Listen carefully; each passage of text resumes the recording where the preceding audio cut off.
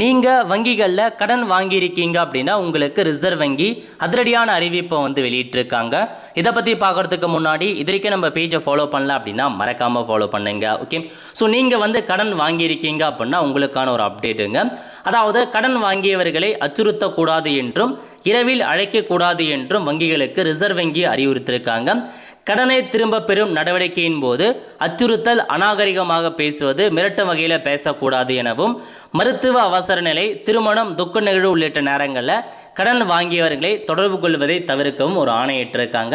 நீங்கள் கடன் வாங்கியிருக்கீங்க, அதை திரும்ப செலுத்தாமல் இருக்கீங்க அப்படின்னா உங்களை வந்து ஃபோன் பண்ணி டார்ச்சர் பண்ணுவாங்க. அந்த மாதிரி சமயத்தில் இப்போ நைட் டைமில் வந்து ஃபோன் பண்ணக்கூடாது அப்படின்ற மாதிரி ஒரு ரூல்ஸை கொண்டு வந்துட்டாங்க. நைட்டு வந்து பார்த்தா அந்த 8 மணிலேருந்து காலைல 8 மணி வரைக்கும் அந்த மாதிரி தொடர்பு கொள்ளக்கூடாது. அதேமாரி வந்து பார்த்தா அநாகரிகமாக பேசக்கூடாது, மிரட்டும் வகையில் பேசக்கூடாது. நீங்கள் ஏதாச்சும் வந்து ஒரு மெடிக்கல் ட்ரீட்மெண்ட் பண்ணிட்டு இருக்கீங்க அல்லது திருமணம், துக்க நிகழ்ச்சி போன்ற இடங்களில் இருக்கீங்க அப்படின்னா அப்பயும் தொடர்பு கொள்ளக்கூடாது அப்படின்ற மாதிரி ரிசர்வ் வங்கி வந்து ஒரு அப்டேட்டை கொண்டு வந்திருக்காங்க.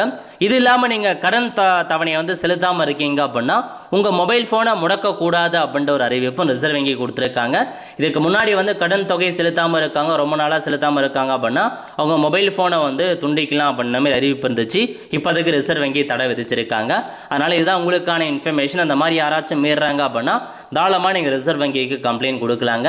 நிறைய பேருக்கு தெரியப்படுத்துங்க. அடுத்த ஒரு நிலைவுகள் சந்திப்போம். நன்றி, வணக்கம்.